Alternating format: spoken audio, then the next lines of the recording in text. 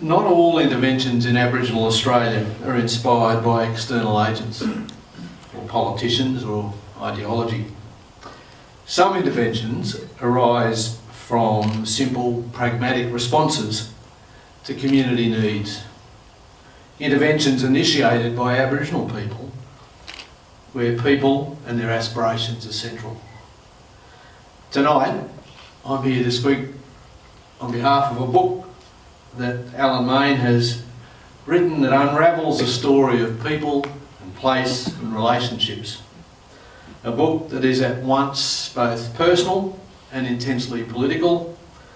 It's a journey of ideas into action. It is intervention led by innovation.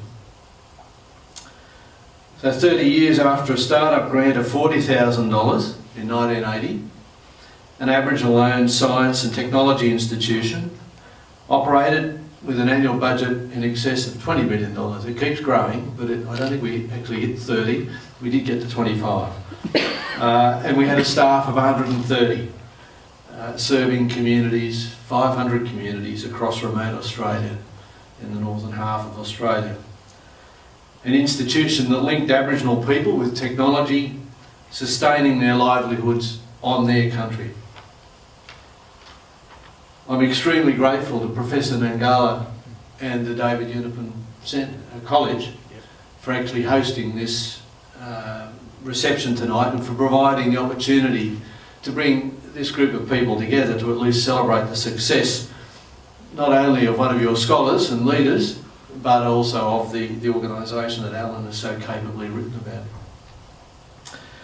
Particularly, I think it's important that the David Unipen Centre hosts this because of the initial innovation of David Unipen himself. Kat has often reflected on some of the patents and the innovations that he was involved in as an Aboriginal person. So I think the link has been there for a long time with the University of South Australia. And I respect and acknowledge and thank you for the welcome on behalf of the Kaurna people to their country. I'm pleased that Noel Hayes was able to stand in at the last minute. He's more wit than Alison. But Peter Renahan and I were delighted actually. We went to visit Alison and this is before she got embroiled in the latest thing, where she was really very keen to deliver this address. She said that this would be the best speech she'd ever given, and I'm certainly gratified because it was a great speech. So thank you, Noel, for delivering it on behalf of Alison. And I think we all, well, those of us who know Alison well, it didn't come as a great surprise that she actually had to pull out. Alison's always in the thick of it, and I think at the moment she's launching something else other than a book. Alison would not do anything unless she had a plan B, and we wait to see what plan B is. Basil, thank you for your very generous introduction. You've been an outstanding mentor and a friend of Kat. So I'm standing here tonight wondering, looking around the room, how many of you must feel. As I look about, there's a number of familiar faces, and I see people who've played a part, formed one piece of the jigsaw that Alan has assembled in the book. People who've initiated or supported or mentored or funded or collaborated in some way or worked for Kat. This room is actually full of all the little anecdotes which could fill out and provide greater richness to the coverage that Alan's given it in the book. It would bring the life of Kat alive if people had time to talk about the little things that they've been involved in, and if we told some of the stories that just sit within this room and our experience with Kat. So I want to thank you all for coming tonight and for helping us to celebrate this very special occasion. I'm grateful for the original insight that Basil Hetzel and Jim Pearce, men who followed their convictions, they lit the match that started the fire and then stood back and watched it burn or grow. And you can read about that. I'd encourage you to read about it because these things like Kat and other initiatives that have some longevity don't happen just because a government decides they're going to happen. In fact, government didn't decide it was going to happen.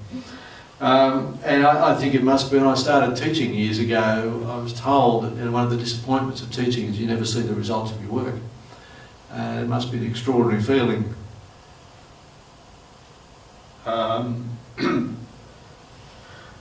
To have gone to meetings and started something 40 years ago and turn up and see this. So, in thanking you, I'm also, in a perverse way, I think, grateful to the people who objected and resisted the notion of the Centre for Appropriate Technology, because I'm a pretty stubborn bugger, and they were the people that actually honed the persistence and the resolve to actually drive ahead. I don't think there are any of you here tonight, so that things might be amiss.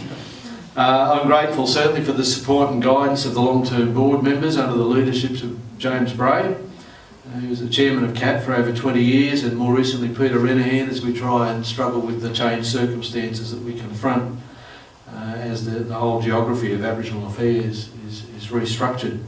The success of CAT really is due in large part to the longevity of that service and the deep commitment that those people have given to the guidance and the governance of the organisation. People like Jenny and Noel, who've been long-standing board members and have played different but very important roles at critical times.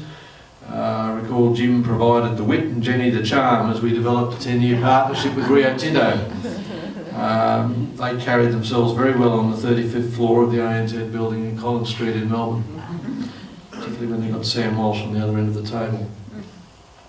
There are more than 1,000 Aboriginal people who've worked at CAT over those 30 years, and a similar number of non-Aboriginal staff who've all contributed at different stages to the journey.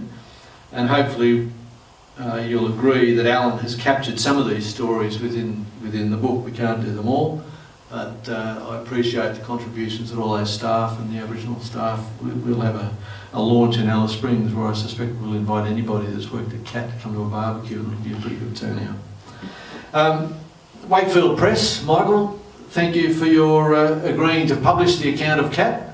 I hope that it becomes an account that is really important, because it covers a very important 30-year period in Aboriginal affairs in general. So thank you to Wakefield, and particularly to Meta Young, who herself is a Fulbright Scholar of the University of South Australia. I didn't forget.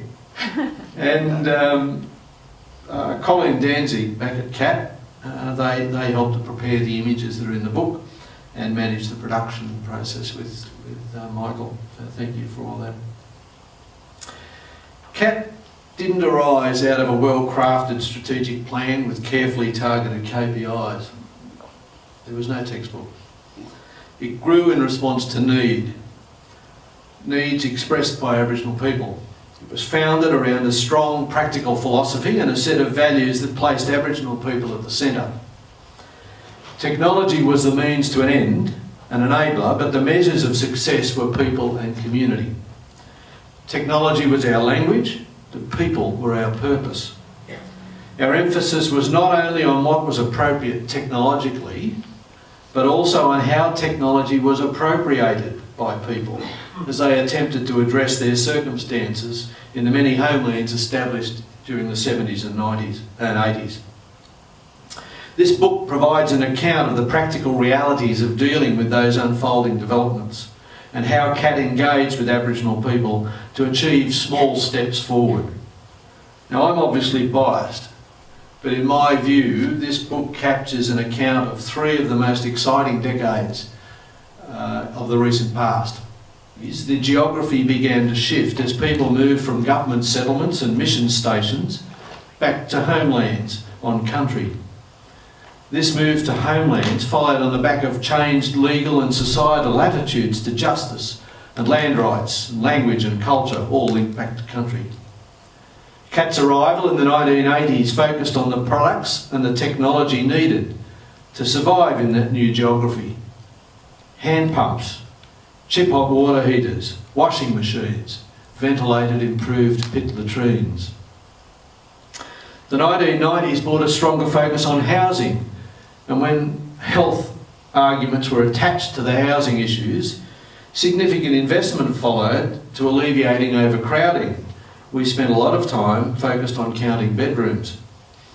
And it was during the latter part of this era that there was a freeze placed on homelands. Much of the product CAT was producing was no longer required, as houses replaced the individual shower blocks and toilets. In the 2000s, people started focusing on the social determinants of health. Government started closing gaps, setting targets. Questions were asked about whether homelands weren't just cultural museums. Livelihoods and hybrid economies emerged as partial solutions or as defences of old arguments. We witnessed an acceleration in the emergence of social disorder and substance abuse, alcohol and drugs, as mobility increased. Disillusion and alienation set in. 2010 saw a fading of the interventions, or possibly just a renaming. A positive focus on futures, the emergence of the hubs and spokes theory of the world, orbiting of capable young people in and out of community, and a reaction to welfare dependence all entered the discourse. And today, in 2014, we stand, I believe, at the beginning of a new era. It's the era of the E: education, employment and economics. Housing for economy, jobs for living, place is no longer where land and culture is located. We are facing new dislocations of place and race, a new emphasis on jobs in the bush, but not necessarily on country. You see, the geography of Aboriginal affairs has changed again and is changing significantly and I think permanently. The nation has come to the point of understanding, but I'm not convinced that Aboriginal people are on the same page yet. New government systems are in planning to reduce over 100 programs down to 5 funding pools.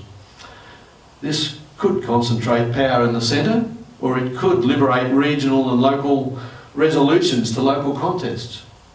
Change will always bring contest and conflict with it, and these are best resolved at the local level if we can get this new paradigm right. So for CAT, sustainability doesn't mean doing the same things over and over forever. Our questions on what is appropriate, how is it appropriated, are driven by the context and the discourse of the day. CAT's challenge for the future is to find its place in this new paradigm. This new paradigm of the 3 E's is only feasible if there are markets to pull people through beyond education. Markets create jobs, but in remote Australia, the government is the market. To deny this and rely on the private sector to resolve issues is to project a cruel hoax onto remote Aboriginal people. This is a shared responsibility. This new model requires increased density, or at least a reduction of distance between markets and people for it to work. Connectivity without conflict will be the new challenge for Aboriginal communities. To survive under this model, people have to overcome the divisions of the past. They will need to initiate their own new alternative interventions, whether they're tribal, language or cultural. They've got to they need to initiate new alternative interventions that cross country and the barriers to access. I fear that this new paradigm is not bicultural and it's not two-way, but it will rely on technology.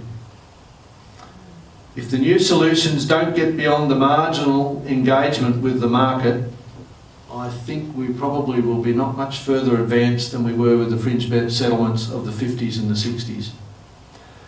Much of the current policy discourse, in fact, washes over and trivialises the enormity of the change that's contained within the little bubbles.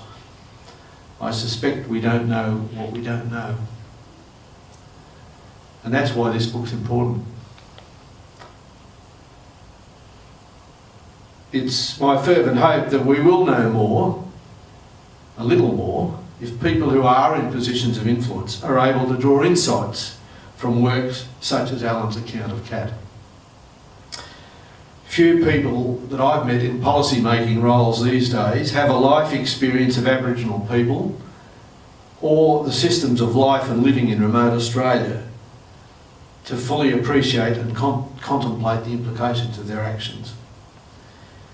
Now, you may read this book and say this is a remarkable story. It is. If you read the unwritten account of what's happened since 2010, you might conclude differently. But in response to those changes that I've alluded to, CAT has actually pulled back, recognising the change is upon us. The circumstances that led to CAT's work of the past 30 years have changed. Rethinking our way forward and preserving resources to grow when messages and directions of the new paradigm are clearer is a sign of the practical CAT in action. So this history is not just a reminder of what CAT was. It is a primer for the future. Within it are elements of a response to the ever-changing circumstances of services and Aboriginal livelihoods. The seeds of the future are planted in the book. Of course, the story not told in the book is one that Basil alluded to before, and that's the sacrifice of family. Jim Pearce, in an interview that I recall, went for 3 hours. Jim Pearce invited me to come to Alice Springs as a lecturer in appropriate technology. I was selected. Lorna chose to follow and support both me and all that we've done in pursuit of the idea. And it was just an idea at that stage. So our first 3 years rapidly became 35 years. The nature of the work, the travel, the late hours, the weekends involved in building an organisation that sits behind this CAT story doesn't happen without someone happily managing the other half of your life, as well as being your chief critic and defender. So, whilst it's unwritten, I just acknowledge Lorna's very significant contribution to the CAT story. In closing, I'd encourage you all, if I haven't already done so, to read the story and reflect on the success of the past, but also to contemplate the enormity of the challenge ahead. It'll take more than a few headlines to turn the learned experience of the last 30 years around. There is now a significant industry aligned to the old geography in Aboriginal affairs, and it will require a very close reading of history, as Alan says, to bring the changes that have been sought. New and different interventions will arise as Aboriginal people wrestle with those changed arrangements. CAT will need to redefine its role in the process of change. But thankfully the board are resolved to be there and to be part of that future. So thank you, Alan, for writing a story. I'd encourage you all to buy a book off Michael off the back. And thank you all for being here to share this story with us. Thank you.